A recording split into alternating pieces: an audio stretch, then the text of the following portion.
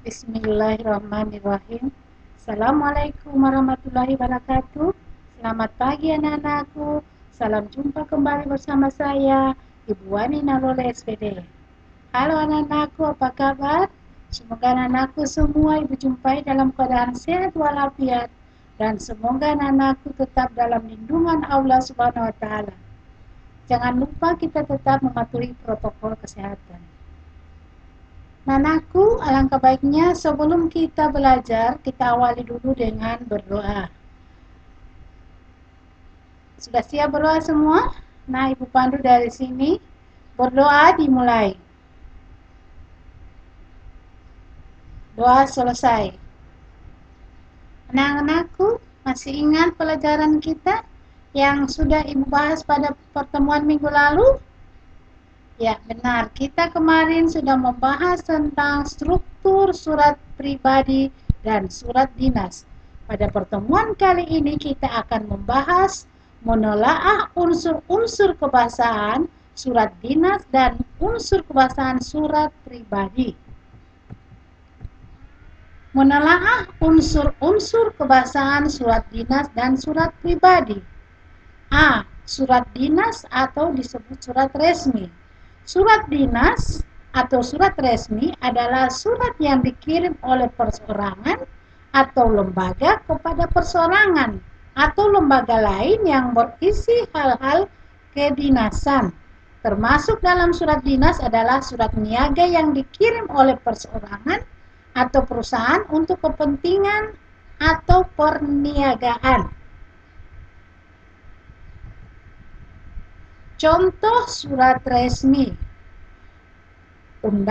surat undangan dinas, surat lamaran kerja, surat balasan lamaran pekerjaan, surat jual beli, surat perjanjian, surat penghantar barang, surat penolakan.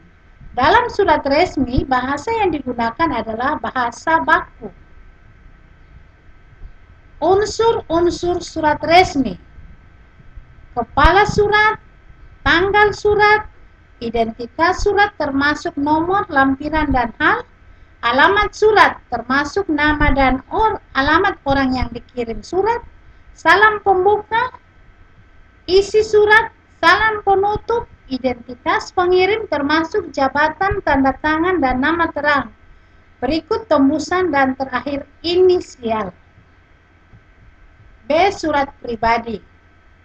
Surat pribadi adalah surat yang dikirim oleh seseorang kepada orang lain yang isinya bersifat pribadi atau tidak menyangkut kedinasan. Contoh, surat pribadi adalah surat kepada saudara, teman sepermainan, orang tua, dan surat-surat tidak resmi lainnya. Bahasa yang digunakan bukan ragam resmi. Unsur surat pribadi adalah sama dengan unsur surat resmi. Hanya saja di dalam surat pribadi tidak ada kepala surat, identitas surat, jabatan pengirim, tembusan, dan inisial. Catatan: surat merupakan komunikasi dari orang pertama, pengirim, kepada orang kedua, pembaca. Oleh karena itu, kata-kata dalam surat tidak boleh menggunakan kata ganti orang ketiga, yaitu nya. Contoh yang salah: atas perhatiannya, kami haturkan terima kasih. Contoh yang benar: atas perhatian Bapak, saya ucapkan terima kasih. Atas perhatian saudara, kami ucapkan terima kasih. Atas perhatian yang diberikan, saya ucapkan terima kasih. Ciri penggunaan bahasa pada surat pribadi. 1. Pilihan kata sapaan bersifat pribadi. 2. Bahasa tidak formal tetapi santun. 3. Pilihan ragam bahasa disesuaikan dengan penerima surat. 4. Menggunakan kata sapaan. 5. Menggunakan kata ganti orang pertama untuk pengirim dan kata ganti orang kedua untuk penerima. 6. Menggunakan ejaan dan tanda baca yang sesuai. Misalnya huruf kapital, tanda titik, tanda koma, dan lain-lain. Ciri penggunaan pada bahasa pada surat dinas. 1. Pilihan kata sapaan bersifat formal. 2. Bahasa formal. 3. Pilihan ragam bahasa resmi atau baku. 4. Menggunakan kata sapaan yang baku. 5. Menggunakan kata ganti orang pertama. 6. Menggunakan ejaan dan tanda baca yang sesuai. 2. Membandingkan unsur surat pribadi dan surat dinas.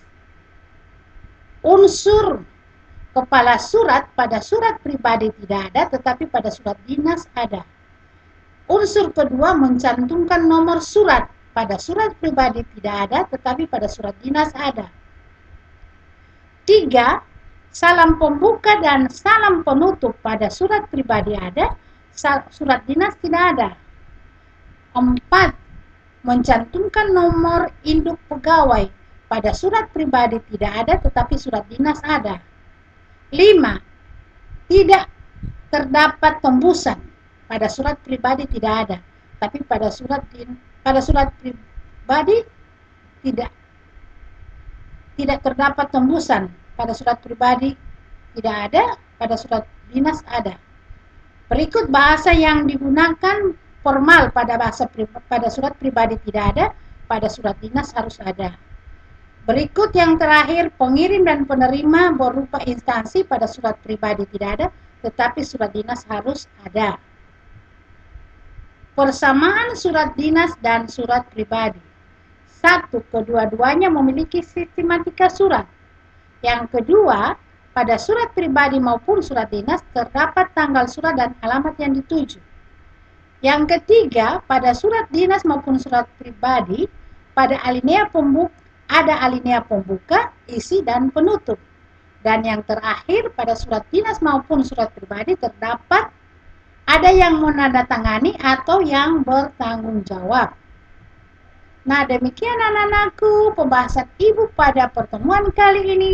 Semoga anak-anakku memahami dan bisa belajar lebih giat lagi di rumah. Terima kasih. Wabillahi taufiq wal hidayah, waridho wal inayah. Wassalamualaikum warahmatullahi wabarakatuh.